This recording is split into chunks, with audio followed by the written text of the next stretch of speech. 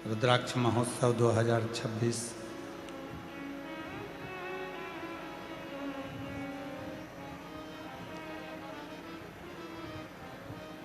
जिसका चतुर्थ दिवस यहाँ प्रारंभ हुआ है। कथा के आज मुख्य यजमानों के नाम हम नहीं लेंगे क्योंकि समय थोड़ा ज़्यादा हो गया है, इसलिए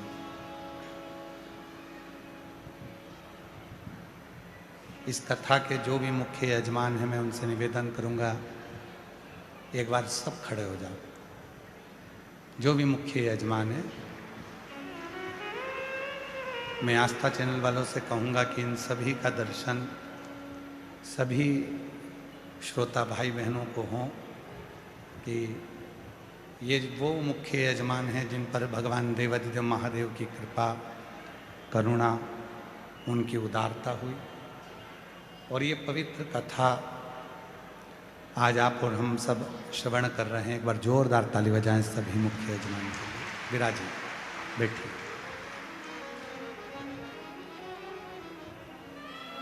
और तेरी कृपा बिना ना हिले एक भी अणु, लेते श्वास तेरी कृपा से तनु तनु।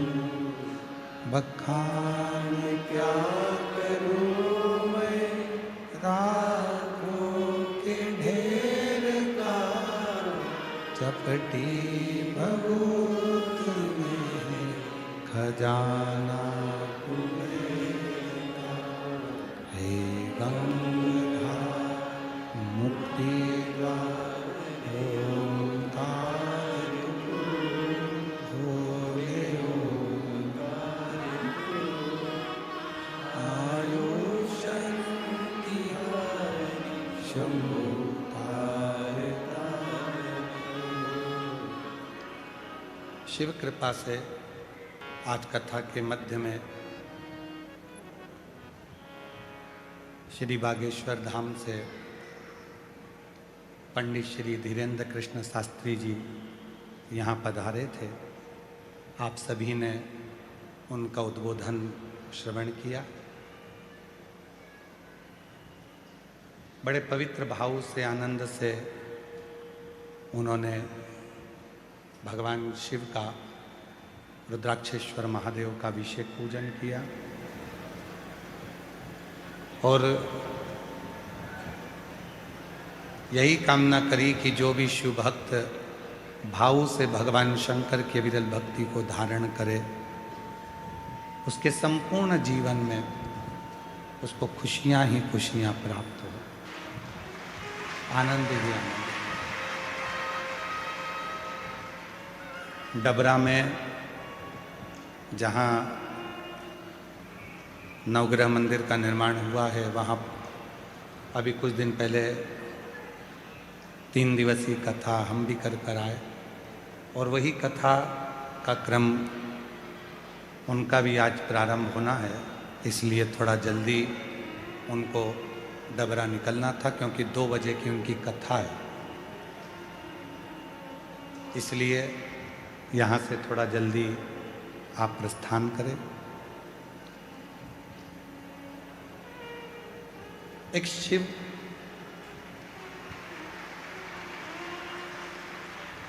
भगवान देवाधिदेव महादेव की अविरल भक्ति एक मुक्ति के पथ को निश्चित करती है।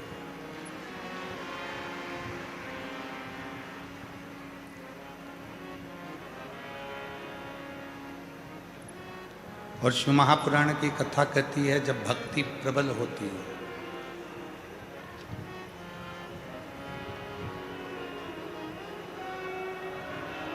जब भक्ति बढ़ती है तो ही मुक्ति का मार्ग सहज बन पाता है।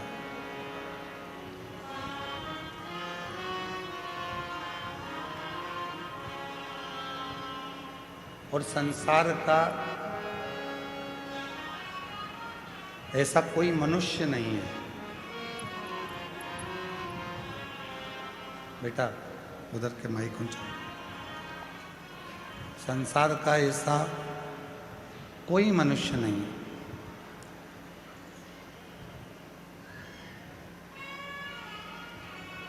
जिसको भगवान देवादिदेव महादेव ने नहीं दिया।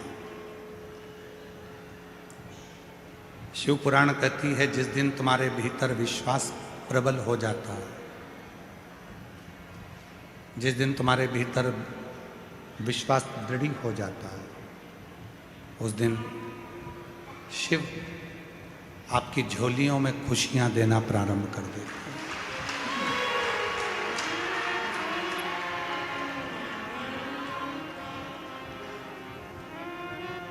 हमारे यहाँ एक शिवरात्रि को, एक नवरात्रि को,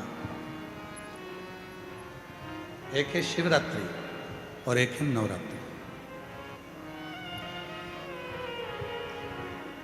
इनको जोड़ा गया है रात्रि से, इनको दिन से नहीं जोड़ा गया, इनको रात्रि से जोड़ा गया।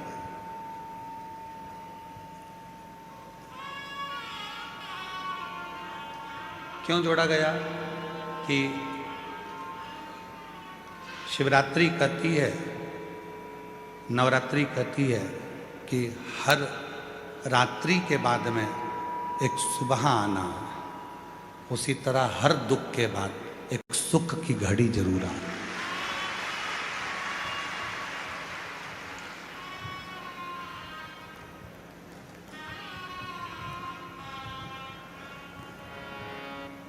ऐसा कोई संसार में नहीं जन्मा जिसको परमात्मा ने सुख नहीं दिया।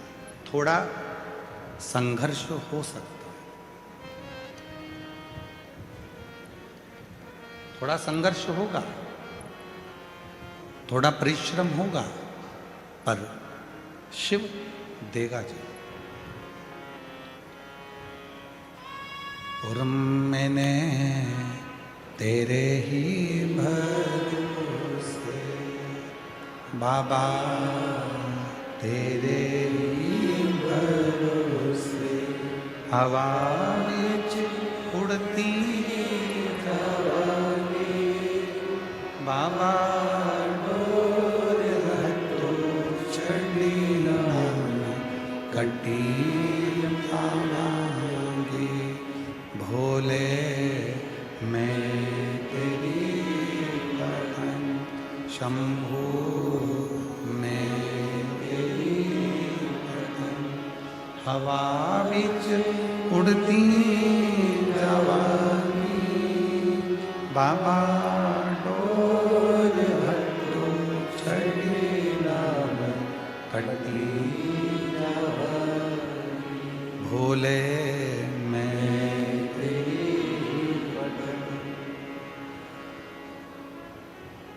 शिव कथा कहती है। रात्रि आती है तो सुबह भी आए।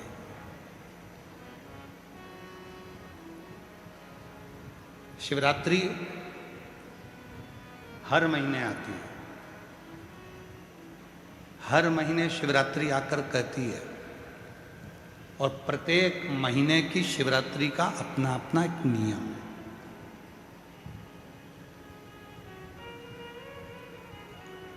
प्रत्येक महीने की शिवरात्रि का अपना नियम।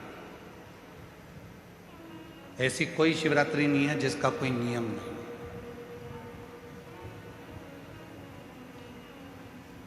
और प्रत्येक शिवरात्रि अलग अलग फल भी देती है।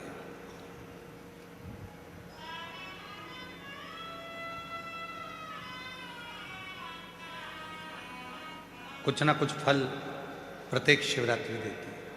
चलने दे बाबा, गर्मी बहुत है। हाँ रहने दे बस इसको।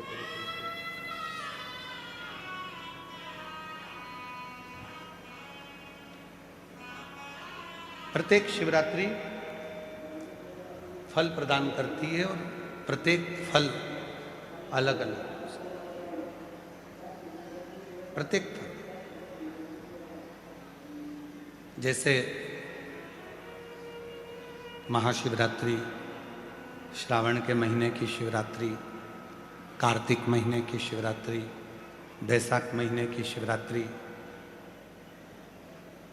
एक शिवरात्रि श्रावण महीने की, जिस पे आप और हम पूरा विश्व पार्थिव शिवलिंग का पूजन करता है। करते हो ना आप लोग ऑनलाइन? जम के तो बोलो, सब करते हैं ऑनलाइन पूजन। पार्थिव शिवरात्रि, उस श्रावण की शिवरात्रि पर पार्थिव पूजन आप और हम सब मिलकर करते हैं।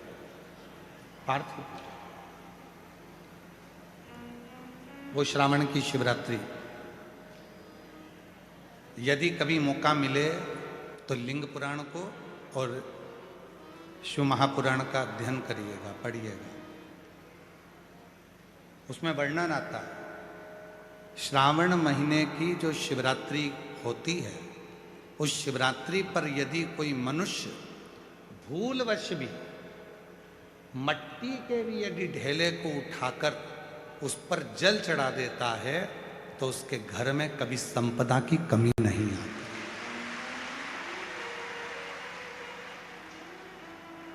इतना श्रावण की शिवरात्रि का महत्व है।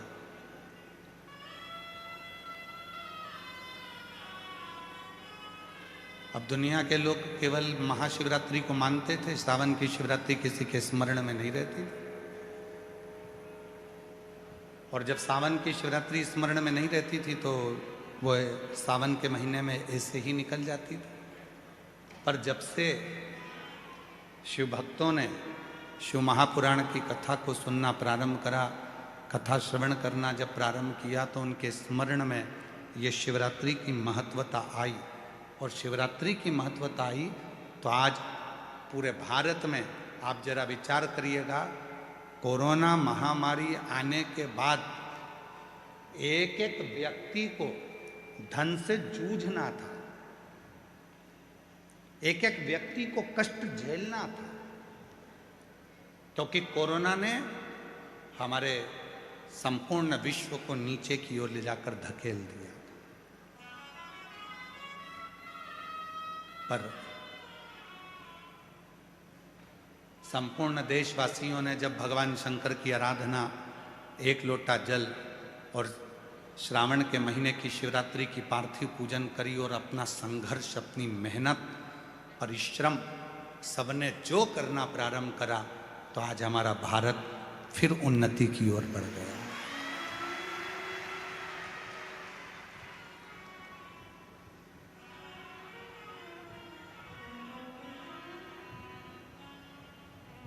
कई देश ऐसे हैं जो आज भी कोरोना के कारणवश प्रबल नहीं बन पाए, पर हमारा भारत, हमारा देश, हमारा तिरंगा आज भी उसी आनंद के साथ भारत की इस पवित्र गौरवमय भूमि पर लहरा रहा है। आज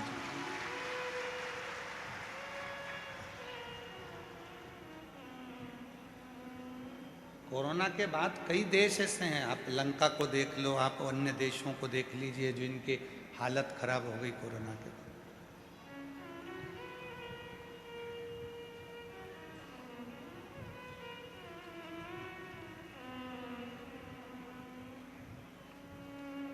पाकिस्तान जैसा देश हो, अन्य देश नीचे चले गए, पर भारत आज भी उसी आनंद के साथ खड़ा है। उसका कारण केवल एक है, आपकी मेहनत, आपका परिश्रम, आपकी लगन और राष्ट्र के प्रति आपका समर्पण और शिव के प्रति आपका विश्वास। भगवान देवादिदेव महादेव के प्रति आपका भरोसा, विश्वास। और शंभु शरणे पड़ी मारो घड़ी रे दुख काटो दया करी न दर्शन आपो। शंभु शरणे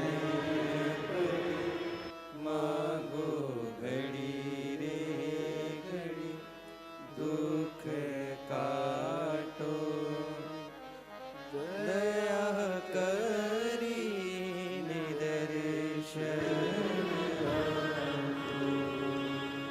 शंभु शरण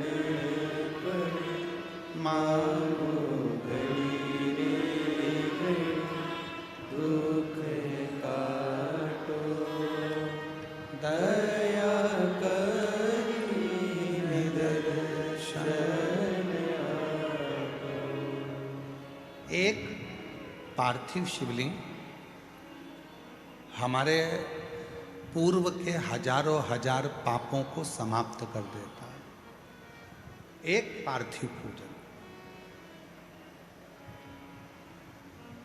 हमारे जीवन के ना जाने कितने कितने पाप कर्म हैं उनको समाप्त कर देता है।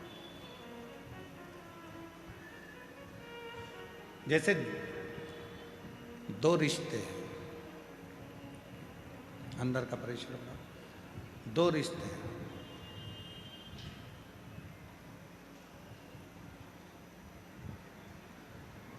एक आपका परिवार से रिश्ता, इसकी एक उम्र होती है।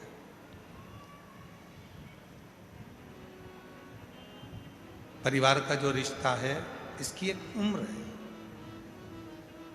जन्म लिया, रिश्ते बन गए। माँ बाप, बहन भाई, बुआ फूफा, मामा मामी, मौसा मौसी, काका काकी, ताऊ ताई, नाना नानी, ये सारे रिश्ते बन गए। ये सब रिश्ते, इनकी उम्र है। ये रिश्ते कब तक रहेंगे? जब तक आप जिंदा हैं, फिर ये रिश्ते समाप्त।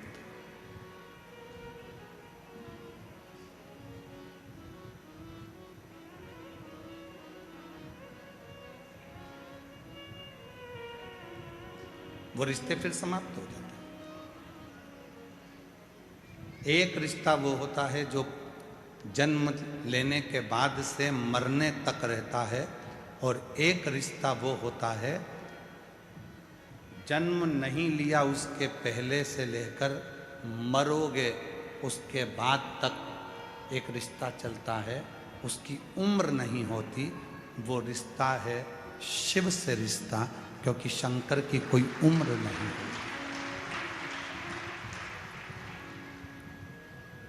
संसार के लोगों की उम्र है, तो एक उम्र तक का रिश्ता होता है। शिव जी की कोई उम्र नहीं है। आप कहोगे कि भोलेनाथ जी की उम्र का अंदाजा कैसे लगा सकते हैं, तो आप खुद जरा विचार करिए।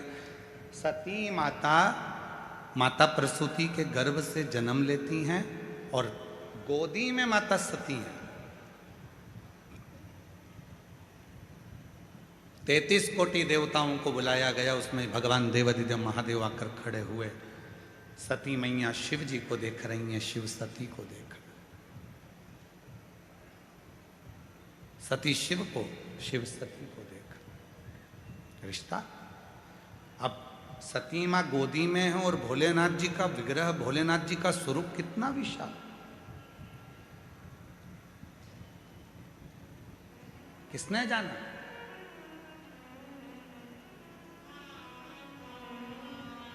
महाराज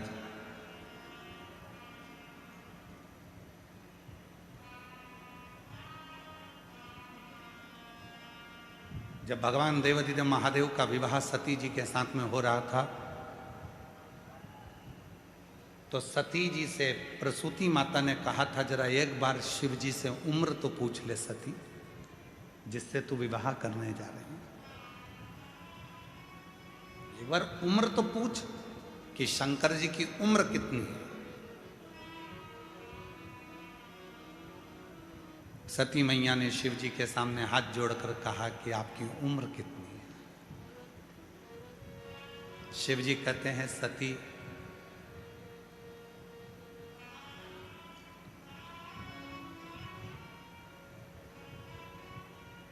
ए सती, तेरे 88 लाख जन्म तो मैंने अपनी आंखों से देखे हैं। कितने जन्म? 88 लाख जन्म तेरे मैंने अपनी आंखों से देखे हैं। और तेरे पिता के करोड़ों करोड़ों जन्म मैंने इन नेत्रों से देखे। अब तू अंदाजा लगा ले कि मेरी उम्र कितनी होगी। और दक्ष प्रजापति के पिता को भी लेकर आओ और उनके करोड़ों जन्म मैंने देखे हैं। और दक्ष प्रजापति के पिता दादाजी को भी लेकर आओ, उनके करोड़ों जन्म मैंने देखे हैं।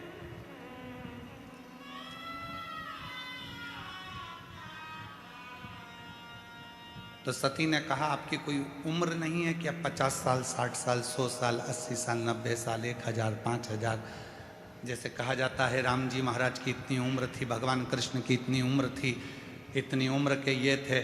तो क्या आपकी कोई उम्र नहीं? आपकी कोई उम्र नहीं। सती, यदि मेरी उम्र होती तो मैं केवल संसार के लोगों से संसार के बीच में रहकर ही रिश्ते रखता।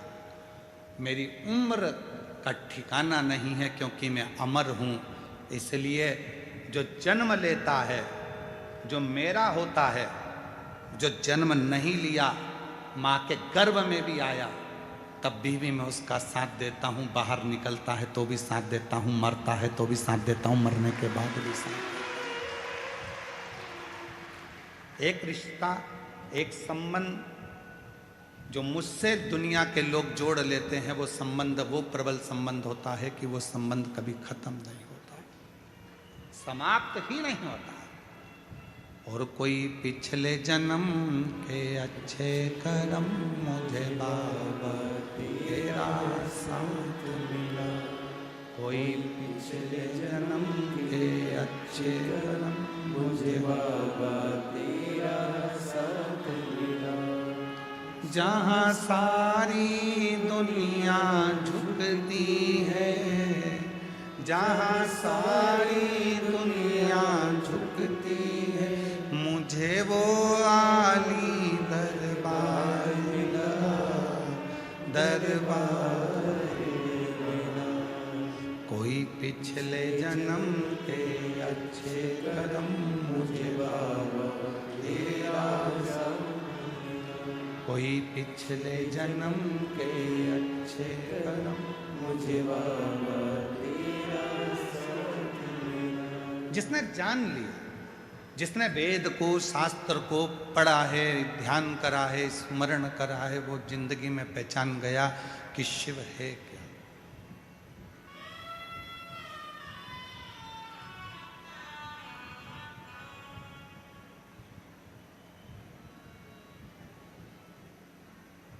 महाराज जी, लोग पूछते हैं आप रुद्राक्ष का उपाय बताते हो, दुर्वा का उपाय बताते हो, बेलपत्र का उपाय बताते हो, गेहूं के दाने का उपाय बताते हो, चावल के दाने का उपाय बताते हो, मूंग के दाने का उपाय बताते हो, काली तिल का उपाय बताते हो, काली मिर्च का उपाय बताते हो।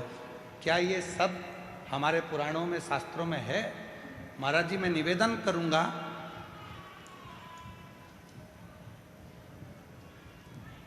फ्रांस के राजा नेपोलियन ने अपनी वाणी में एक शब्द कहा।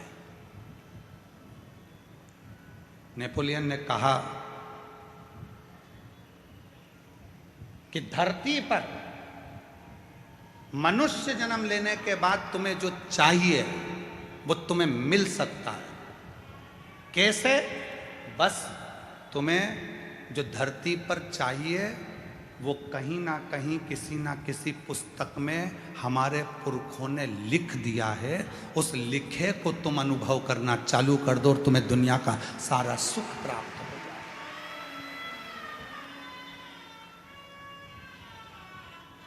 महाराज,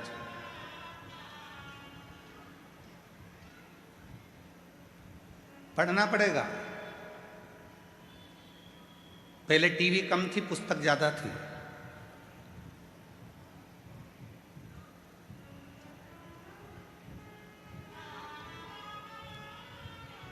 पहले टाकिज कम थे, लाइब्रेरी ज्यादा थी। पहले लैपटॉप कम थे, पुस्तकें ज्यादा थी। पढ़ना पड़ेगा। पढ़ो, अध्ययन करो, एक एक पुराण का अध्ययन करो।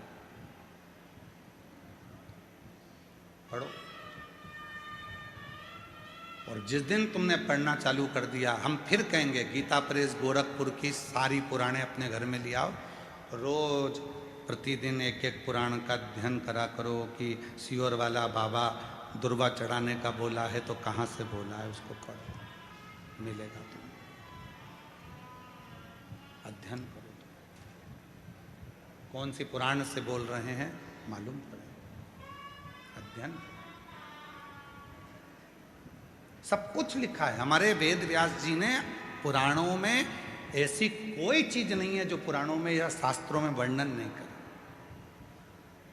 18 पुराण 6 शास्त्र हमें जो दिए गए हैं, 4 वेद जो हमको दिए गए हैं, अच्छे अच्छे विद्वानों ने अपनी अपनी पुस्तकों में बहुत कुछ हमको दिया है। हम उनको छोड़कर, उसके बाद भी हम अपना सनातन धर्म छोड़कर दूसरे धर्म की पुस्तकों की बड़ाई करें तो चुल्लू भर पानी में डूब मरो।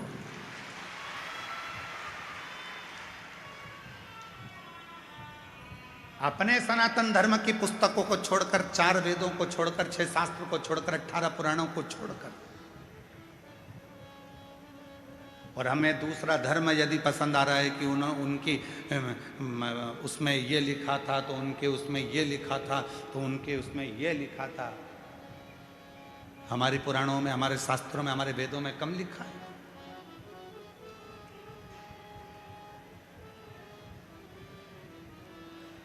जैसे मंदिरों को मिटाने का काम विधर्मियों ने करा, तीर्थों को नष्ट करने का काम विधर्मियों ने करा, वैसे ही हमारे वेद और शास्त्रों में भी अटकलियां, हमारे वेद और शास्त्रों को भी मिटाने का काम विरोधियों ने करा, विधर्मियों ने करा।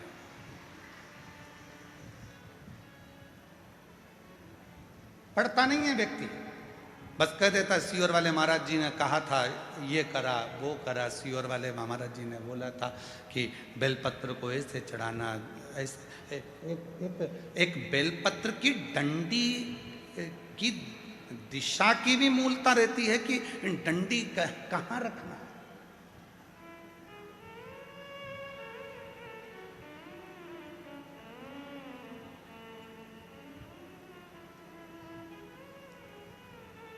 एक बार हमने हमारे सुपुत्र चिरंजीवी पंडित राघव मिश्रा जी से कहा कि हमने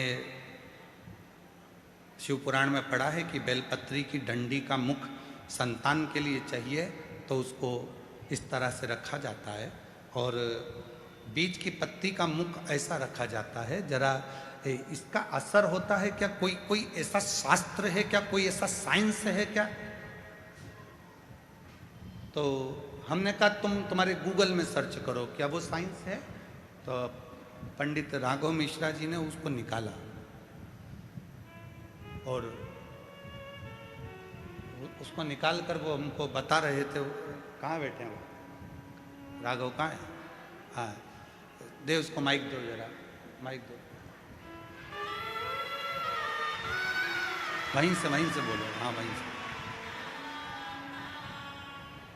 कि तितली उड़ती है तो उसके पंख किस दिशा में जा रहे हैं, उसका भी असर संसार के लोगों पर पड़ता है, तो एक बेलपत्री की डंडी का भी असर पड़ता है। ये गूगल कह रहा है, ये रिसर्च सेंटर कह रहा है, ये साइंस कह रहा है। प्रदीप मिश्रा तो बाद में बोला है। ये सब चीजें लोग उसको अनुभव कर रहे हैं कि बेलपत्री की डंडी प्रदीप मिश्रा जी ने यहाँ चढ़वा दी, दुर्वा यहाँ चढ़वा दी, जल यहाँ चढ़वा दिया, स्थान पर गेहूं चढ़वा दिया, चावल का स्थान ये बता दिया, तो इसका असर क्या होता है? आपने जिसको पढ़ा है, क्या कहते हैं उसको? Butterfly effect. साइंस में एक बटरफ्लाई इफेक्ट बताया गया, जिसमें बताया गया कि एक चींटी अगर कन्याकुमारी में चल रही है तो उसका असर कश्मीर में पड़ रहा है। जोरदार ताली बजाकर साथ हो। चींटी कन्याकुमारी में चल रही है तो उसका असर, वो कहे बटरफ्लाई इफेक्ट। ये एक रिसर्च सेंटर ने रिसर्च किया कि एक तितली का पंख भी ऊपर नीचे होता है तो उसका फर्क संसार के लोगों पर पड़ता है, तो हमारी बेलपत्र चढ़ाने का फर्क हमारी जिंदगी में क्यों ना पड़ेगा? बैठ जाइए, साधु बात। हमने कहा हम इसको बोलते आ रहे हैं, लगभग हमको बोलते इन सब चीज़ों को सालों हो गए, तो जरा अब इस पर साइंस कितना काम कर रहा है वो देखो। साइंस काम कितना कर रहा है वो देखो। तो राघव जी ने उसको सर्च मारा, निकाला, फिर उन सब सर्चों को देखा गया कि कितना कितना कौन कौन से देश पर केवल जरा से पंख का असर कितना होता है। फूल की दिशा, आज दुनिया के लोगों को तो भगवान को फूल चढ़ाना भी नहीं आता।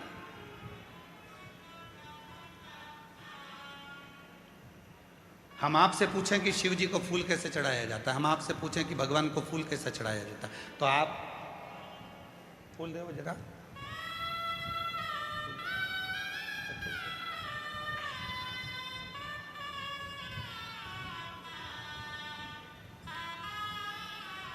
आप और हम फूल कैसे चढ़ाते हैं? शंकर जी पे या देवता पे फूल ऐसे चढ़ाएंगे कि फूल का जो मुख है वो अपनी ओर रखेंगे, अपनी ओर। और डंडी का मुख कहाँ रखा? भगवान की ओर, क्योंकि भगवान जब बैठे रहते भगवान के सामने आप इस तरह से उसको श्रृंगार के भाव से जमा देते हो, भगवान के सामने ऐसे चढ़ा देते हो। अब भगवान है यहाँ, फूल चढ़ा रहे हो, मुख उधर और भगवान बैठे इधर।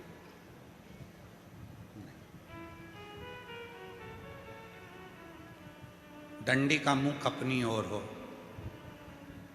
और फूल का मुख मेरे परमात्मा की ओर हो। परमात्मा किसी को दिया जाता है तो उसको डंडी से नहीं दिया जाता, उसको पुष्प का अग्र भाग दिखाया जाता है। जब फूल का आगे का भाग उसको दिखाते हैं तो वो समझ जाता है कि डंडी में कांटे हैं और इसने अपनी जिंदगी में सारे कांटों को संभाल कर रखा है, तो इसकी जिंदगी को मुझे फूल की तरह कर देना है। वो समझ जाता है, वो समझता है। अब हम परमात्मा को रिझा रहे हैं, रोज मंदिर जा रहे हैं, भोलेनाथ जी कृपा करना, भोलेनाथ जी दया करना, भोलेनाथ जी मैं तेरी शरण में हूँ, शिव जी कृपा करना, संतोषी माता कृपा करना, राम जी कृपा करना, गणेश जी कृपा करना, भवानी कृपा करना। सबने भगवान के सामने फूलों को जमा दिया, श्रृंगार कर दिया, पर फूल का मुख परमात्मा की ओर नहीं करा।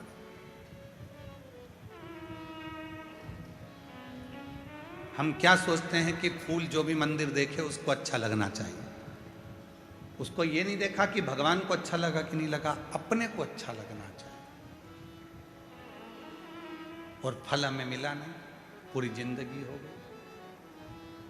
3 चावल के दाने का महत्व हमने पहले कहा था। एक रात्रि को 9:15 पर करने वाला उपाय हमने पहले कहा था। आज दुनिया के लोग वो रात्रि के 9:15 वाला जब उपाय करते हैं तो उनको उसका फल क्यों मिलता? एक पत्र आया, अभी हम पत्र ज़्यादा पढ़े नहीं क्योंकि थोड़ा समय ज़्यादा हो गया था। 2 पत्र पढ़े हैं, अभी पढ़ेंगे जब बीच में कहीं भजन वजन आएगा तो उसमें हम पढ़ लेंगे। तो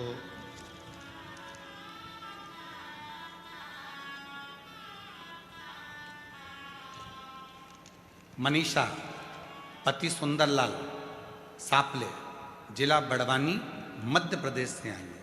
कहीं बैठी हो, आप ही हैं, आ जाओ, एक बेलपत्र ले जाना। मनीषा पति सुंदरलाल सापले, जिला बड़वानी, मध्य प्रदेश से आई हूँ। मेरे पति भगवान पर विश्वास नहीं रखते थे। मैं जल चढ़ाने जाती थी तो चिल्लाते थे, मगर कुबेर भंडारी की ऐसी कृपा हुई कि मेरे पति अब मेरे साथ 1 लोटा जल चढ़ाने मंदिर जाते हैं। 1 लोटा जल की महिमा क्या बताऊं गुरुजी। पति ने विश्वास कब करा? जब मैं अपने पति को जल चढ़ाने के लिए लेकर चली गई। पति की पूरी उम्र निकलती चली गई, 45 साल की आयु हो गई और मेरे पति ने मुझसे शर्त लगाई। तेरा सीहोर वाला बाबा कहता है कि बेलपत्री पर शहद लगाकर चढ़ाकर जाओगे सफलता मिलती है। क्या मेरी 45 साल की उम्र में सरकारी नौकरी लग सकती है? पत्नी ने कहा वो सीहोर वाला बाबा नहीं है, शिव कथा करता है, तुम मेरे साथ आज चलो। पहली बार मेरा पति शहद की बेलपत्र लेकर शिव के मंदिर गया। बेलपत्र चढ़ाने का तरीका जो आपने बताया था वैसा की वैसा ही करा और आज मेरे पति की 45 वर्ष की आयु में सरकारी नौकरी लग गई। मैं बाबा को यहाँ धन्यवाद देने के लिए, 45 वर्ष की आयु में मेरे पति की सरकारी नौकरी लग गई। मैं बाबा को प्रणाम करने आई हूं। और दूसरी बात कहना चाहती हूं, आप कहते हो गेहूं के दाने अशोक सुंदरी वाली जगह पर चढ़ाने से वैभव बनता है। मैंने बाबा को गेहूं के दाने चढ़ाए, जिससे 3/12/2025 को बाबा की कृपा से, आज बाबा की करुणा से मेरा खुद का 2 मंजिल का मकान बन गया। मैं बाबा को धन्यवाद देने के लिए। शिव किसको कहते, शंकर किसको कहते? एक तरीका आपकी जिंदगी में हो।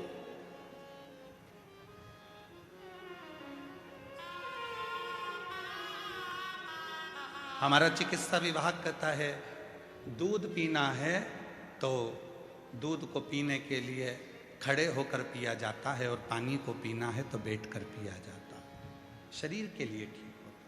उसी तरह शिव को जल चढ़ाने का भी तरीका होता है, तो शंकर को पुष्प चढ़ाने का भी तरीका होता है, तो शंकर को चावल का दाना चढ़ाने का भी तरीका होता है।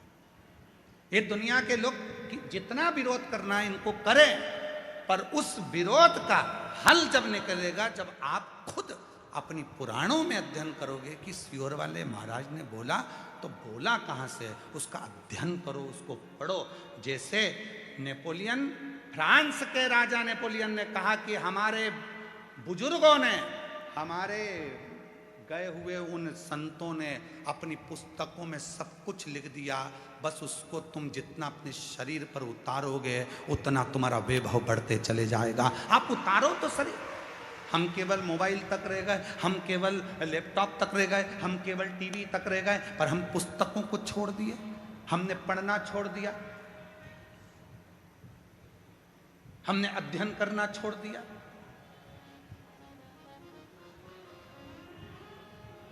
सूरत वाले सोमानी जी बैठे हुए हैं, कहाँ है सोमानी जी? हाँ, ये बैठे।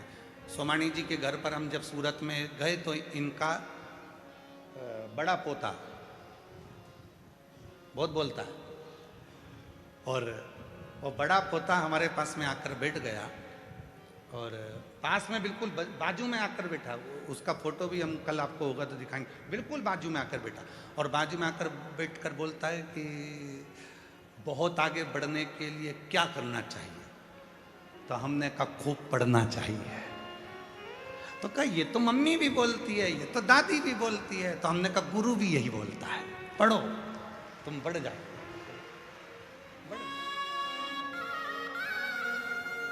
आगे बढ़ने की सबसे बड़ी कुंजी, चाबी है तुम्हारा पढ़ना। केवल विरोध करना नहीं, उसको पढ़ो।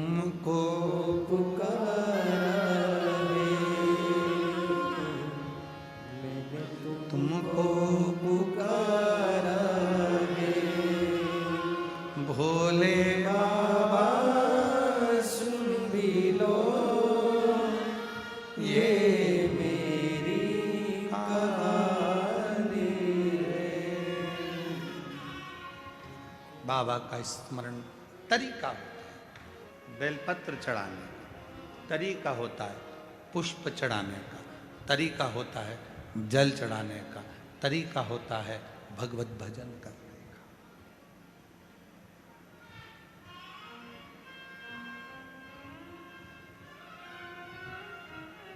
सारे तीर्थों में जाइए, हम मना नहीं करेंगे, वहां तुमको जैसा करना है वैसा करो, पर कुबेरेश्वर धाम की धरा पर आओ तो 5 छोटे छोटे कंकर बीन कर उसकी आराधना साधना कर कर बैठ कर 108 बार श्री शिवाय नमस्तुभ्यम कहो।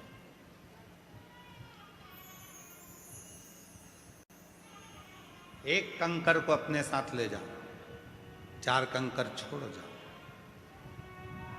झोली पसार कर प्रणाम कर कर उसको विनय करो कि बाबा तुम्हें मेरे साथ चलना है। बेटी बहुत दुखी है, उसके दुख को हरना है, तुम्हें कृपा करना है, तुम्हें उससे भी।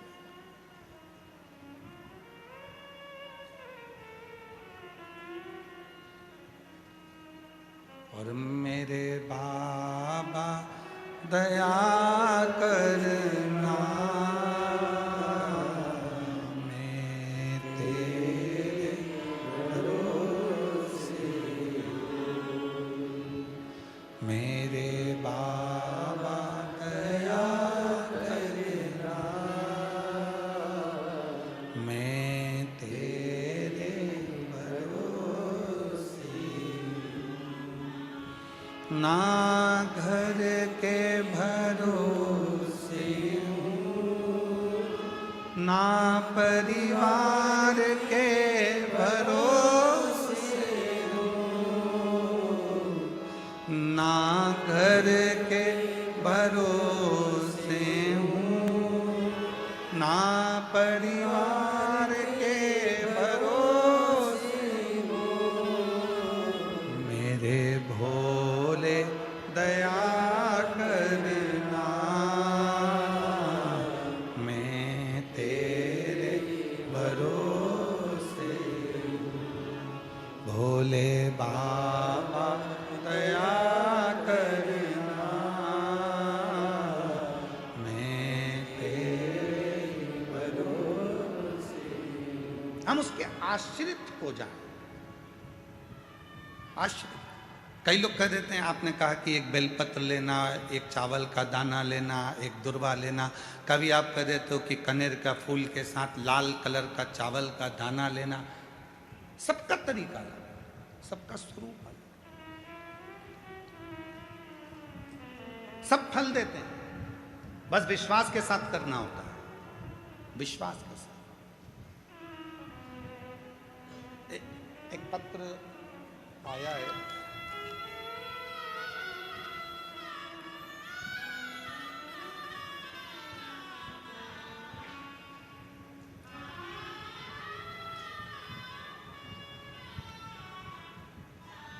मेरा नाम कल्पना भागचंद कदम, मोबाइल नंबर मेरा ये है, छत्रपति संभाजी नगर महाराष्ट्र से आई हूँ। आपके पंडाल की रच का वर्णन करूं। मेरी नातिन अनरवी पवार 6 साल की एक दिन खेलते खेलते 5000 फीट गहरे पानी के टंकी में गिर गए। सूचना घर वालों को नहीं, बेटी को ढूंढ रहे हैं, कहाँ चली गई। बच्चा अंदर पड़ा है, किसी को नहीं मिल रहा। ढूंढते ढूंढते 10 मिनट, 15 मिनट, 20 मिनट हो गए और वो बच्ची मिल नहीं, थक। तब सूचना मिली कि पानी की टंकी में वो लड़की गिर गई और प्राण उसके लग रहा है कि चलेगा। पूरा घर, कहीं बैठी हों, छत्रपति संभाजी नगर से, मेरा नाम कल्पना भागचंद कदम, छत्रपति संभाजी नगर से मोबाइल नंबर है, आ सकते हैं। सूचना मिली कि वो तो अब हाथ से निकल। माँ रोती बिलखती, क्या करती, करती क्या। अगर बच्ची आई हो तो उसको ला सकते हैं। जवाब दे दिया, चली गई, हो गई पूरी। मां रोती रोती शिव के मंदिर में गई और भगवान शंकर को जल चढ़ाकर उसका पानी, अब पानी में तो डूबी थी और पानी ही चढ़ा के लिए और लाकर बेटी का मुख खोलकर, उसके शरीर में पहले कितना पानी भरा था, वो पानी उसके मुख में डालकर जो पेट को दबाना प्रारंभ करा। डॉक्टर से कहा कुछ तो करो, जो दबाया, हल्की सी हांपड़ी भराई, जो आधे घंटे से पानी की टंकी में पड़ी थी वो जिंदा निकल गई। तो ये शिव है। इसको शिव कहते हैं, इसको शंकर कहते हैं। याद आया उसको, सियोर वाला बाबा बोला था एक लोटा जल सारी समस्या का हल है। याद आया, दौड़ पड़ी, मेरी बेटी मेरे हाथ से चली गई, दौड़। फिर कल वाली लाइन याद रखना, अरे भीड़ में तन्हा प्यास की गहराई में मुझे तुम याद आते हो, मुझे तुम याद आते हो, भीड़ में तन्हाई में प्यास की गहराई में मुझे तुम याद आते हो, भोले तुम याद आते हो। याद आए, जिस समय उलझन में फंसे और उस समय पर वो परमात्मा याद आ जाए तो समझ लेना कि वो याद नहीं आया है, वो तुम्हारे दुख को हरने के लिए आकर खड़ा हो।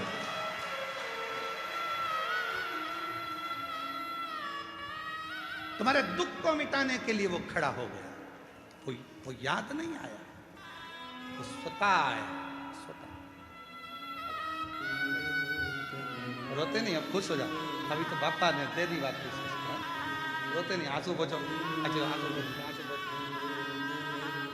खुश। शंभू प्रणाम करो बाबा। यही बेटी है जो आधे घंटे तक पानी की टंकी में पड़ी रही है। पानी शिव है, वो शंभू है, उसको शिव कहते। ले प्रणाम करो।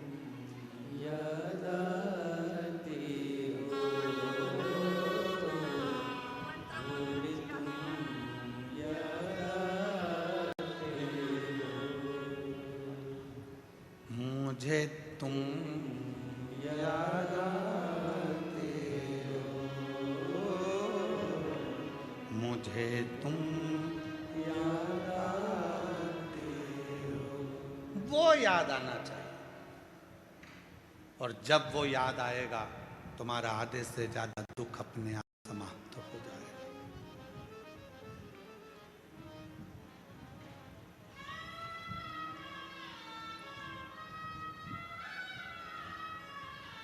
उसको याद किया, वो सामने होगा। शिव पुराण केवल पुराण नहीं है, शिव पुराण विश्वास है, शिव पुराण भरोसा है, शिव पुराण दृढ़ता है। शिव के मंदिर में केवल जल चढ़ाने नहीं, शंकर जी के मंदिर में विश्वास लेकर जाना प्रारंभ करिए, शिव आपके सम्मुख में होंगे। मेरा शंकर भगवान ये नहीं देखेगा कि तेरा जो दूध शिव जी पे चढ़ा रहा है वो कितना गाढ़ा है।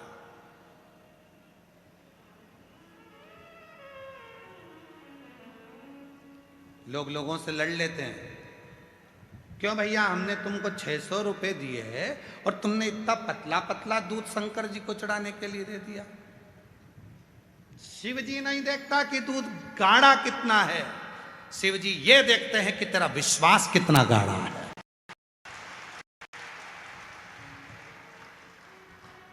क्यों? धनियाबाई की कथा का स्मरण करिएगा। गीता प्रेस गोरखपुर के कल्याण अंक का धनियाबाई का एक प्रसंग आता है। एक हरियाणा की रहने वाली धनिया जो शिव के मंदिर जाती थी, पूरे गांव के लोगों के पास में गाय भैंस सब थी, धनिया के पास में कुछ नहीं था। कल्याण का ये अंक और कल्याण अंक का ये विश्वास की कथा जरा ध्यान दीजिए। धनिया के पास में ना गाय थी ना भैंस थी, कुछ भी नहीं था, क्योंकि धनी नहीं था तो होगा क्या। पर शिव की भक्ति बहुत थी, शंकर की भक्ति। और शिव भक्त की जो भक्ति होती है इसकी परीक्षा बहुत होती है। धनिया के पास कुछ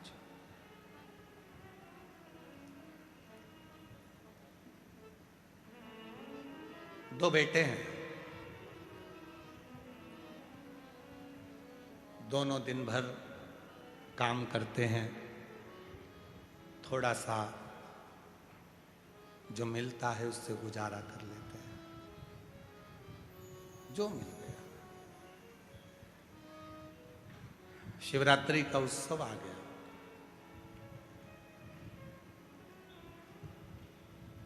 मंदिर के अंदर सारे मंदिर वालों ने निर्णय ले लिया कि कल बाबा को 1.25 कुंटल दूध चढ़ाया जाएगा और दूध लाना जरूरी है। अगर दूध लेकर नहीं आए तो कल हम तुम्हें बाबा के दर्शन भी नहीं कराएंगे और अंदर भी नहीं जाने देंगे। जो दूध लेकर आएगा वो आगे बैठेगा, जो दूध लेकर आएगा वो अग्रण्य हो, नहीं तो अंदर नहीं आना। दूध लाइए तो अंदर आइए। धनिया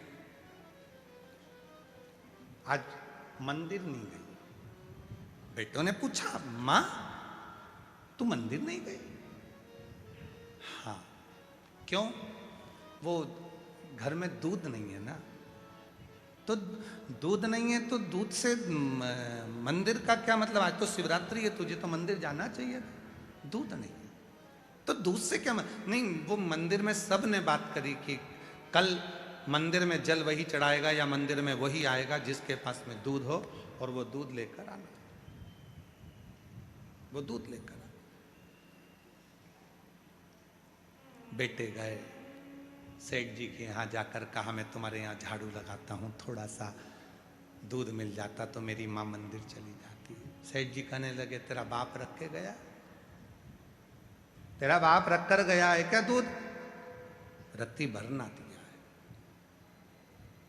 दूसरे बेटे ने अपने सेठ जी से कहा, सेठ जी थोड़ा सा दूध मिल जाता, मेरी माँ मंदिर चली जाती।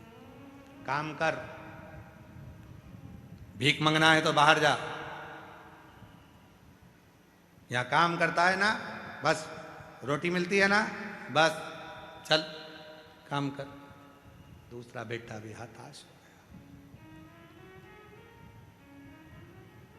मां आज मंदिर नहीं गई। धनिया पूरा मंदिर में भीड़ लगी है और धनिया नहीं आई है।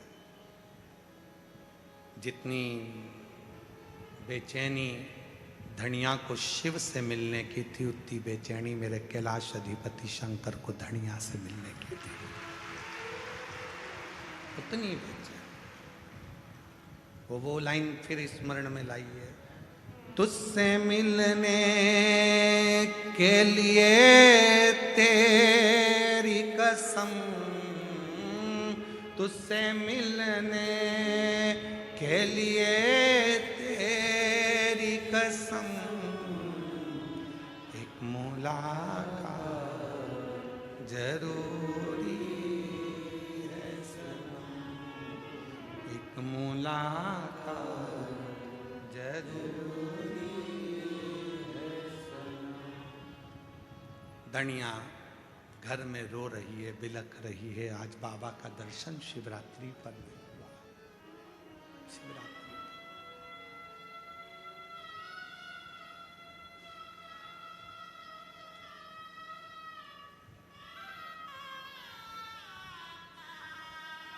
चलिए, मेरा भोला बाबा गाढ़े दूध को नहीं देखता, मेरा भोला बाबा गाढ़े विश्वास को देखता है। गाढ़े विश्वास। धनिया निवेदन कर रही है, शंभो आज तू बड़ा सजा होगा, आज शिवरात्रि है, मेरे पास दूध नहीं है ना, तो इसलिए मैं आई नहीं हूं। पर कल थोड़ी ना दूध की जरूरत पड़ेगी, कल तो मैं मंदिर आऊंगी, जल चढ़ाऊंगी। जैसे कुबरेश्वर धाम का फुलेरा दूज, रुद्राक्ष महोत्सव की सबसे बड़ी जान होती है फुलेरा दूज। उसी फुलेरा दूज के दिन जो रुद्राक्ष कैसे भी होते हैं इतने प्रबल और सिद्ध हो जाते हैं कि वो औषधि का कार्य करना चालू कर देते हैं। उसी फुलेरा दूज की महत्वता कुबेरेश्वर धाम पर रहती है, इसलिए दुनिया के लोग 7 दिन की शिव महापुराण में फुलेरा दूज का दर्शन करने कुबेर भंडारी की चौखट की धूल लगाने के लिए आते हैं।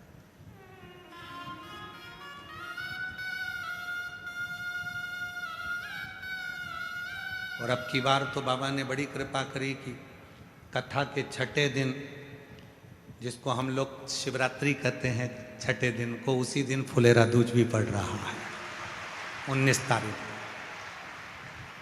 तो कथा की जो शिवरात्रि है वो भी 19 तारीख को है और फुलेरा दूज भी 19 तारीख।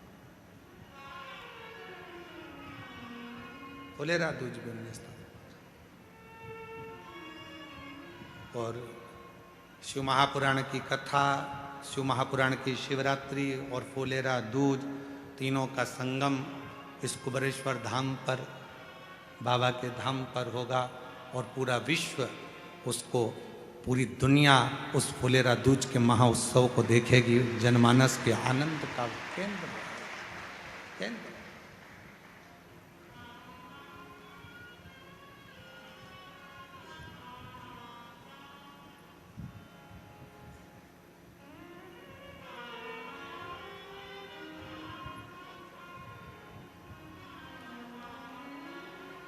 धनिया के मन में आया कि मैं कल आऊंगी।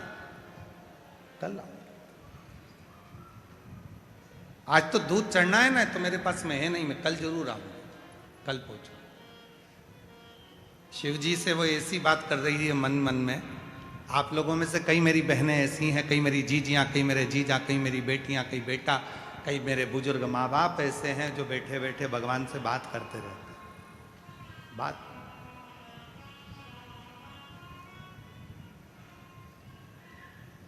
कल आऊंगी मैं। और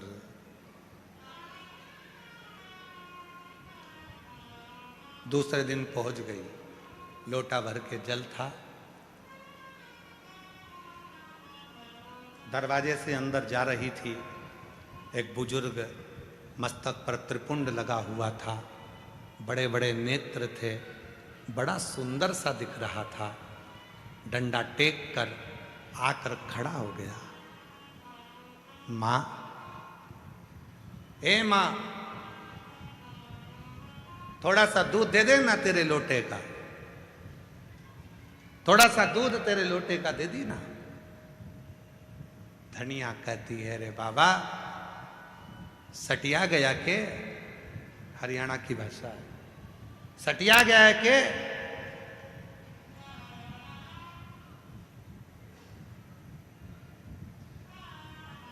ए बुढ़ा, सटिया गया के तू? हरियाणा की भाषा, सटिया गया के तू? अरे सटिया या नहीं हूं। ओ ताई, लद्दूध पवा देना, लद्दूध दे। अरे मेरे लोटे में तो जल है, कहां दूध धरा है? दे तो दे, पानी पिला दे ला। धनिया ने जो लोटे में से जल डाला, जल तो नहीं था, दूध गिर रहा था और मेरा महाकाल पी रहा था।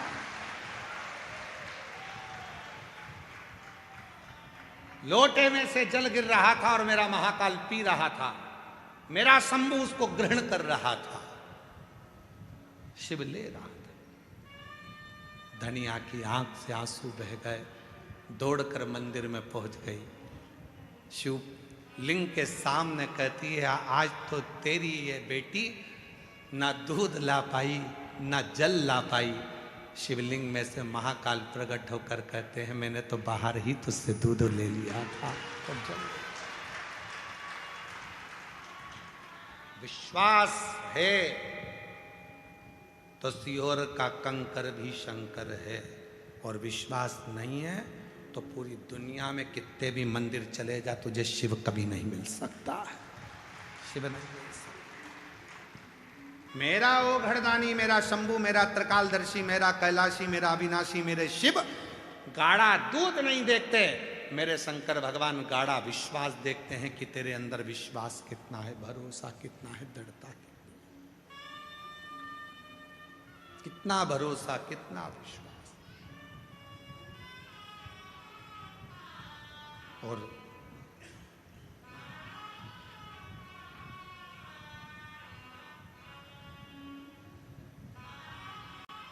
जब विश्वास दृढ़ हो जाता है तब शिव सामने आता है, तब भगवान शंकर सम्मुख होता है।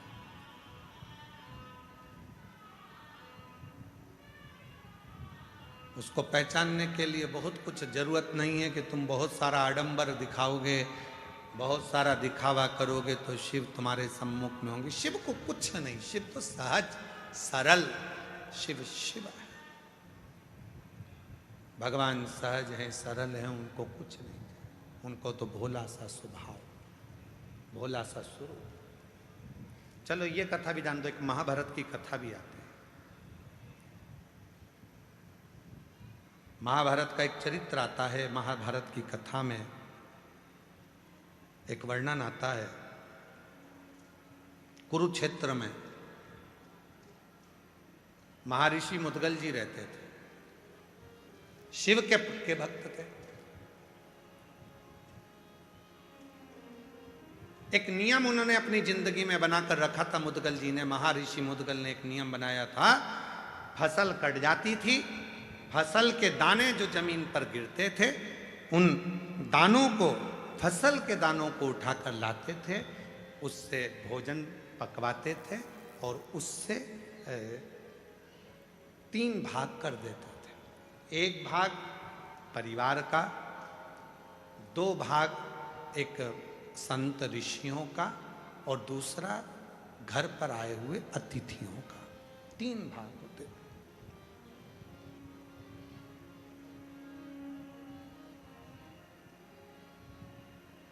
कुरुक्षेत्र में रहते थे मुद्गल जी, शिव के बड़े उपासक थे, शंकर की बड़ी भक्ति करते थे, इतनी आराधना साधना करते थे, पर नियम ले रखा था, मेरे बहू भी आएगी तो मेरे नियम पर चले, मेरे बेटे भी मेरे नियम पर चले।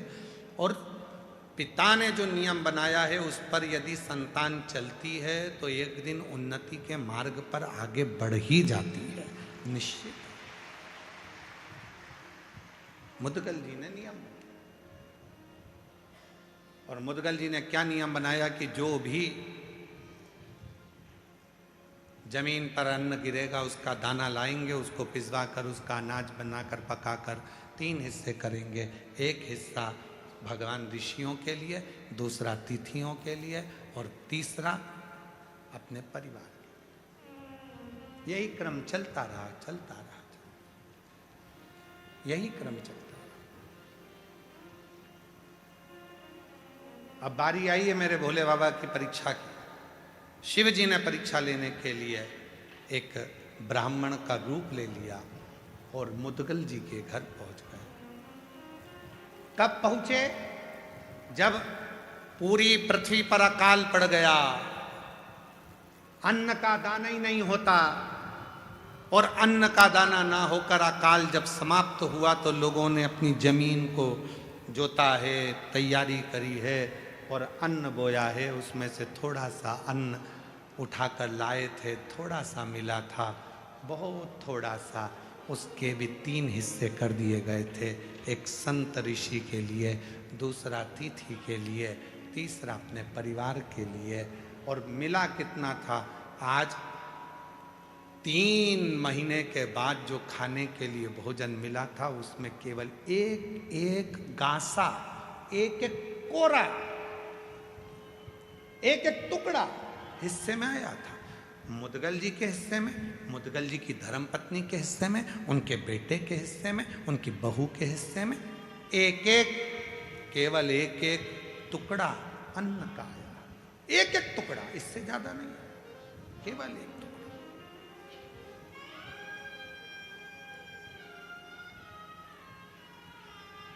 बाबा पहुंच गए। बहुत परीक्षा लेता है बाबा। कल आपको कथा में कहा था, सबसे पहले याद रखना, शिव तुम्हें धन नहीं देंगे, दौलत नहीं देंगे, संपदा नहीं देंगे, शंकर भगवान सबसे ज्यादा तुमको क्या देंगे? तुम्हें प्रखर प्रबल धैर्य धारण करना तुम्हें सिखा देंगे, तुम्हें मजबूत कर देंगे। सबसे पहले शिव तुम्हें मजबूती देते हैं, तुम्हें प्रबल बनाते हैं। इतनी ठोकर मारेंगे, इतनी ठोकर मारेंगे कि तुमको मजबूत बना देंगे। और ठोकर जिंदगी में याद रखना, ठोकर कभी पहाड़ से नहीं लगती, ठोकर हमेशा छोटे मोटे पत्थर से ही लगती है। ठोकर कभी पहाड़ से नहीं लगती। कौन है जिसको पहाड़ से ठोकर लगी? एक को लियाओ पकड़ के कि जिसको पहाड़ से ठोकर लगी हो। पहाड़ से ठोकर कभी किसी को नहीं लगती। ठोकर हमेशा छोटे मोटे पत्थर से ही लगती है। इसलिए घर जो टूटता है वो छोटी मोटी बात से टूटता है, बड़ी बात तो धरी की धरी रह जाती है। बहुत बड़ी बड़ी बात निकल जाएगी, बहुत बड़े बड़े काम निकल जाएंगे, बहुत बड़ा बड़ा समय निकल जाएगा, पर छोटा सा समय व्यक्ति को झंझोड़ कर रख देता है। वो छोटा सा, क्योंकि ठोकर छोटे पत्थर से ही लगती है, छोटे पत्थर।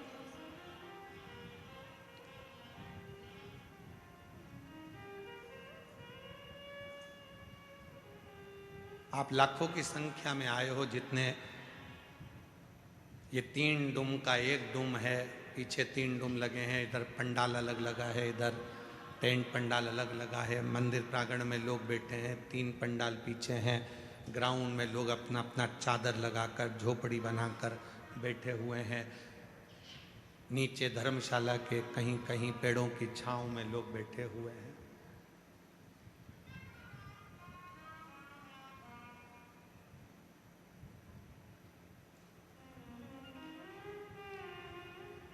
हमको उम्मीद नहीं थी कि तुम इतने लाखों की संख्या में तुम यहां पहुंच जाओगे।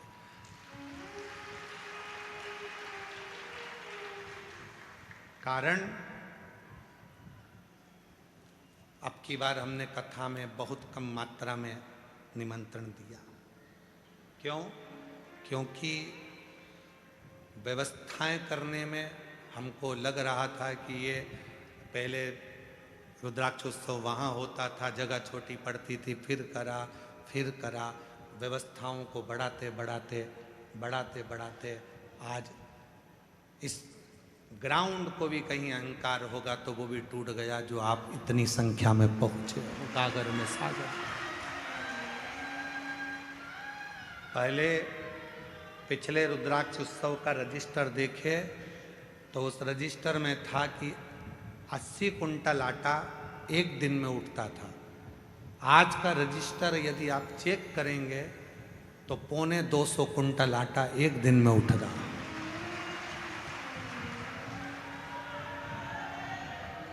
परोसने वाले ये पूरे मालेगांव की टीम बैठी हुई है और 250 कुंटल आटा और लगभग 250 कुंटल चावल प्रतिदिन का उठता है बाबा के, प्रतिदिन 250। उतना ही मिक्सचर, उतनी बूंदी, उतना ही मक्खन बड़ा, सब सामग्रियों का अंदाजा जरा लगाया जाए।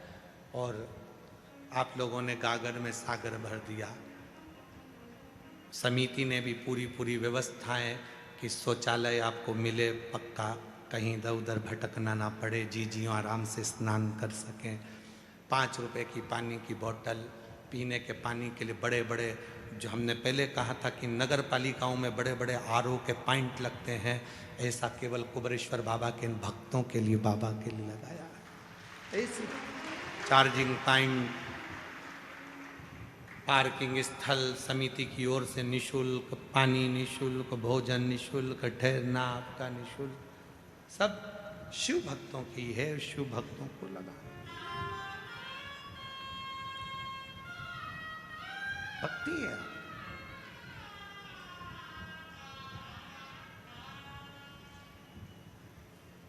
और आज भी हम बाबा जी से कह रहे थे, भोलेनाथ जी से, बाबा धीरे धीरे भेजना इनको, यहाँ धीरे धीरे भेजना, आराम आराम से। बाबा संभालना, प्रशासन संभाल रही है, तू भी संभालना, धीरे धीरे संभाल। जब तुम्हारी संख्या बढ़ती है तो हमारा बीपी बढ़ता है।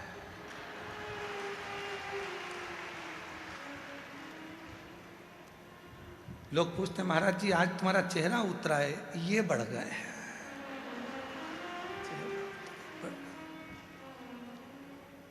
और हमारा जितना बढ़ता है उससे दुगना शासन प्रशासन का बढ़ जाता है। उनके भी ऊपर नीचे होते रहते, बढ़ गए। इधर देखो, 1 नंबर गेट बंद करो जल्दी से, 2 नंबर बंद करो, 3 नंबर का चालू करो, 4थे नंबर से निकालो, 5वें नंबर से निकालो। प्रयाग का मेला और सीहोर का रुद्राक्ष महोत्सव एक बराबर का है, एक बराबर। तो संभालना बहुत बड़ी जवाबदारी मध्य प्रदेश शासन की, प्रशासन की होती है। आज मैं पुनः मध्य प्रदेश सरकार को, मोहन सरकार को बहुत साधुवाद देता हूं, जिन्होंने बहुत सुचारू रूप से उसको संभाला। प्रशासन, सीहोर प्रशासन बहुत संभाल रहा है, बहुत समिति कर रही है, पर साथ में प्रशासन सब संभाल। और मेरे नगर के सारे पत्रकार बंधु, सोशल मीडिया, इन सबको साधुवाद देता हूं, जिन्होंने इतना स्तंभ के साथ में इस कार्यक्रम को संभाल कर रखा है। रोज प्रतिदिन सद्विचारों से, सद्बुद्धि से, सदानंद के साथ इसको प्रेषित किया है।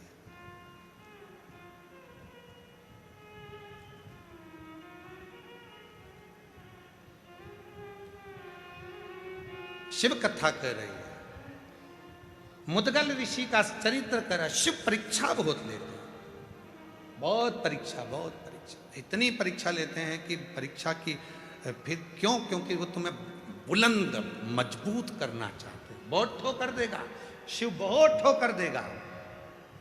बहुत ठोकर पड़ने के बाद लोग स्वीकार करेंगे कि हाँ ये सत्य है। बहुत ठोकर पड़ेगी तब स्वीकार करेंगे। पहाड़ से किसी को ठोकर नहीं लगती, पत्थर कंकर से लोगों को ठोकर लगती है। इसलिए याद रखना, छोटी छोटी बातों से ही घर टूटता है। छोटी बातों को इधर से सुना, उधर से निकाल दिया। परिवार को लेकर चलो, एक दूसरे के होकर चलो, मजबूत होकर चलो। एक बहुत बड़ा वायरस आज दुनिया में आ गया है, कोरोना से भी बड़ा है।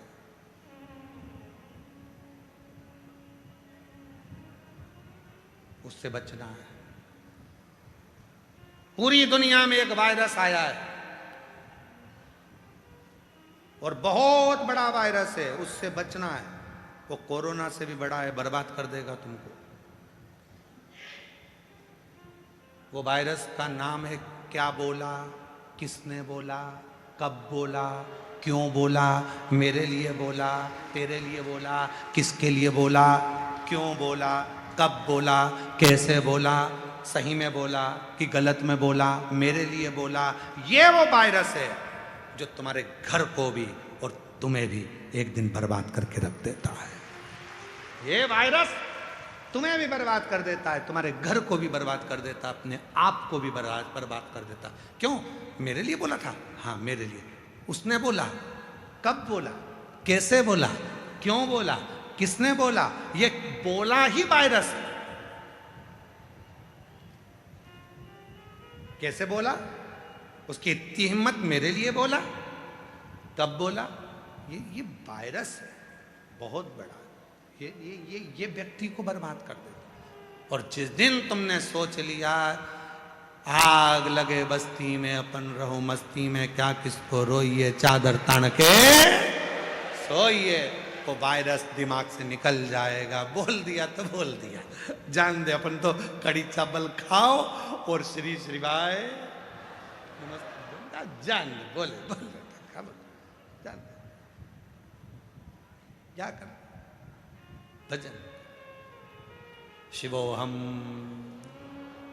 बोलो, शिवोहम शिवोहम शिवोहम। जब तुम्हें लगने लगे कि ये बहुत ज़्यादा महान दिख रहा है और मैं तो उसके आगे हल्का दिख रहा हूँ, तब याद करना क्या बोलना है, शिवोहम मैं शिव हूँ, मेरे अंदर शिव है, मैं शंकर, मैं ओ घड़दानी, मेरे भीतर शिव समाया है। शिवोहम शिवोहम शिवोहम शिवोहम। शिव को भजो, शंकर, शिव का स्मरण, तब सुख है। और शिव कृपा करेगा। ये कथा 20 तारीख को विराम हो जाएगी, फिर 24 फरवरी से 2 मार्च तक शिरूर, घोड़नादी जिला पुणे, महाराष्ट्र में कथा रहेगी।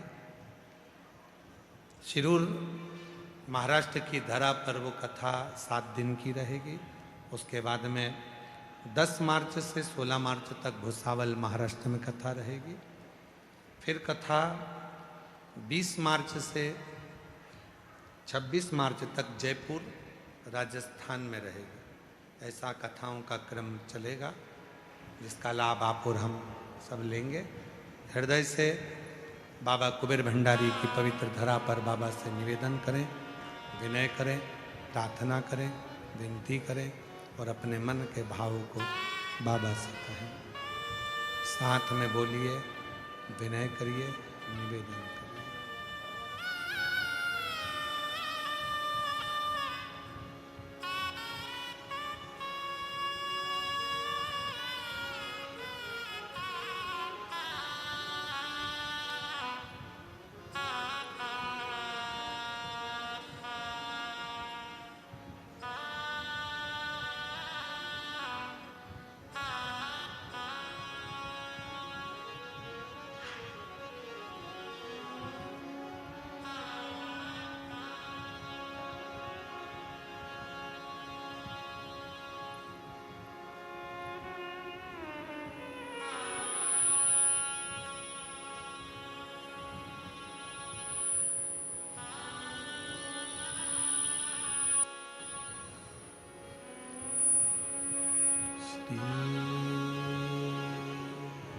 शिवाय नमस्तु। श्री शिवाय नमस्तु। श्री शिवाय नमस्तु। श्री शिवाय नमस्तु। श्री शिवाय नमस्तु। भोला सब दुख का ओ भोला सब दुख काटो। शिव शंकर जपो तेरी माला, भोले बाबा जपो तेरी माला। भोला सब दुख काटो। ओ भोला सब दुख काटो।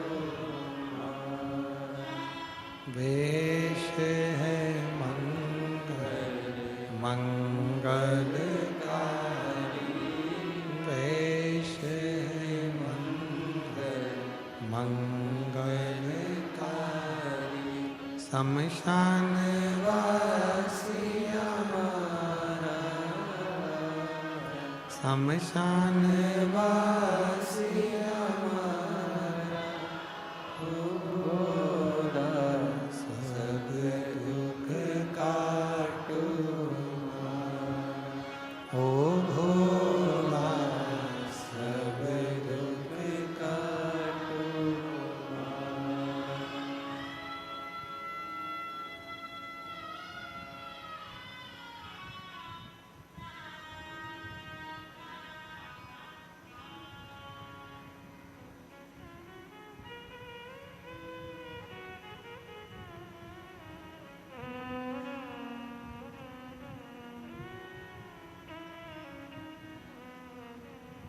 बाबा देव अधिदेव महादेव भगवान शिव ओगड़दानी त्रिकालदर्शी कैलाशी अविनाशी भगवान शंकर की पवित्र कथा कह रही है। मुदगल ऋषि का चरित्र कह रहा है। महर्षि मुदगल जी की परीक्षा लेने के लिए भगवान एक रूप धरकर अतिथि का आ गए। 3 महीने से अन्न का दाना नहीं मिला था पूरे परिवार को। आज बैठे थे एक एक गासा लेकर भोजन करने के लिए। दरवाजे पर दस्तक दी। मुदगल जी भोजन कर रहे थे, उठकर गए, दरवाजा खोला। क्या बात है? भूख लगी है, मुझे भोजन चाहिए। आओ बैठो। अपना भोजन का थाल उठाकर दे दिया। बाबा ये लीजिए, ये पतल आप भोजन करो।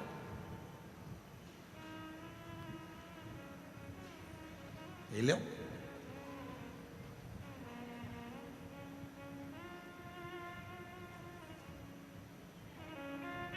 खाया भगवान भोलेनाथ ने। कहा पेट नहीं भराया। धर्मपत्नी ने कहा भी मैंने भोजन चालू नहीं करा, ये पत्तल आप लीजिए।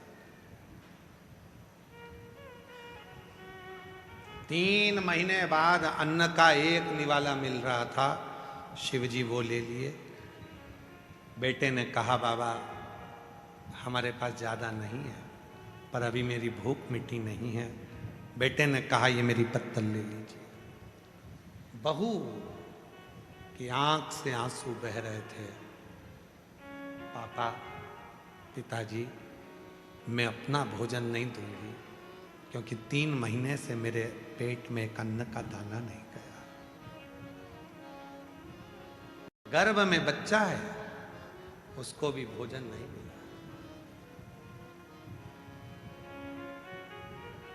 आपका नियम हम पूरा कर रहे हैं, पर ये मेरा हक में कैसे दूं? पति ने कहा अपनी पत्नी से, मुदगल जी का बेटा धर्म पत्नी से कहा गर्भ में बच्चा उसने दिया है तो पेट भी वही भरेगा, तू तेरी पत्तल दे दे। धर्म पत्नी ने पत्तल आगे रख दी। भोले बाबा ने प्रसाद पाया।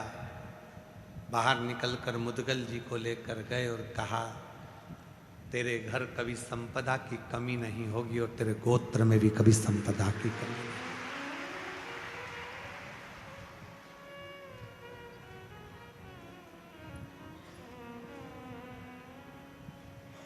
श्रद्धा थी, समर्पण था, और श्रद्धा और समर्पण जहां होता है वहां का यदि एक अन्न का दाना भी मिल जाता है तो वह हमारी जिंदगी में सुख उत्पन्न कर देता है। सुख। कई लोग कहते हैं गुरुजी हम यहाँ बहुत अमेरिका के यजमान हैं, बेंगलोर के यजमान हैं, मुंबई के यजमान हैं। आप देखिए हमारे ये बड़े बड़े जिनके अमेरिका वाले जो मुख्य यजमान पद ग्रहण करे हैं उनको, उनके और भी जो अमेरिका की मेरी जीजी आई हैं, कहीं कहीं से आए हैं, कहीं बेंगलोर से आए हैं, सबकी बहुत विशाल विशाल काम है। अमेरिका में भी भारी काम है और जगह जगह पर काम है। और कहीं कपड़े वाले बैठे हैं तो उनकी फैक्ट्रियां हैं, तो कोई की शोरूम है, तो किसी का करोड़ों का काम है, किसी का करोड़ों का टर्नओवर है। ऐसे ऐसे यजमान बैठे हैं। हमने इनसे कहा कि आप लोगों की व्यवस्था हम नहीं कर पाएंगे इतना कि आपके लिए बहुत वीआईपी हमारे पास में रूम नहीं है, और ना हम अलग से कोई भोजन बना पाएंगे कि आप लोगों को हम अलग से कोई पकवान खिला पाएंगे। उन्होंने कहा गुरुजी हमें जिसने पूर्व में जो जजमान बना था उसने हमको बताया कि अगर प्रसाद पाना है तो एक बार कुबेरेश्वर दरवाजे का प्रसाद पाकर जाना, जिंदगी में सुख का मिलेगा। इसलिए हम धाम में रुकना चाहते हैं, किसी होटल में नहीं। हम धाम का भोजन करना चाहते हैं, किसी होटल का। हमें यहाँ का अन्न में थोड़ा सा मिलता, थोड़ा बहुत बहुत।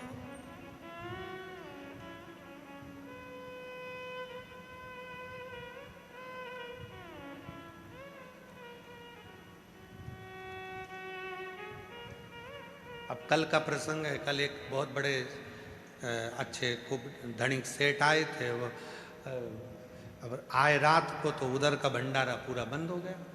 अब हमें फुर्सत मिली रात्रि को, तो हमारे अस्सू रोहिला जी हैं, सुबह हमारे साथ में जाते आते रहते हैं, और मॉर्निंग वॉक में तो वो हमारे लिए गन्ना लाए थे छील के। तो वो गन्ना हम रात को खा रहे थे, तो कहा गुरुजी भंडारा तो बंद हो गया, प्रसाद। हमने कहा गन्ना है, हम भी खा रहे हैं, तुम भी खा लो। कहीं चलेगा, पर दांत हिल रहे हैं। हमने कहा हम तोड़ के दे देते हैं, तुम काहे चिंता करते। प्रसन्नता के भाव में बाबा के दरवाजे पर आए हो, कुबेर भंडारी के यहाँ, कुबेरेश्वर महादेव के यहाँ, दिल से भाव से जो प्रसाद पाओ उसको इस भाव में पाना कि मेरे शरीर में अगर कोई रोग हो, बीमारी हो, तकलीफ हो, तो मेरे बाबा उसको समाप्त करना। मेरे जीवन में खुशी, सुख। जितनी समय कुबेर भंडारी के यहाँ रहो, 2 दिन, 5 दिन, 3 दिन, 1 दिन के लिए भी अगर कुबेरेश्वर धाम आ रहे हो, रुद्राक्ष महोत्सव में आ रहे हो, तो ये भाव लेकर आना कि मेरे बाबा मुझ पर करुणा करना। बहुत आस लेकर आई, बहुत विश्वास।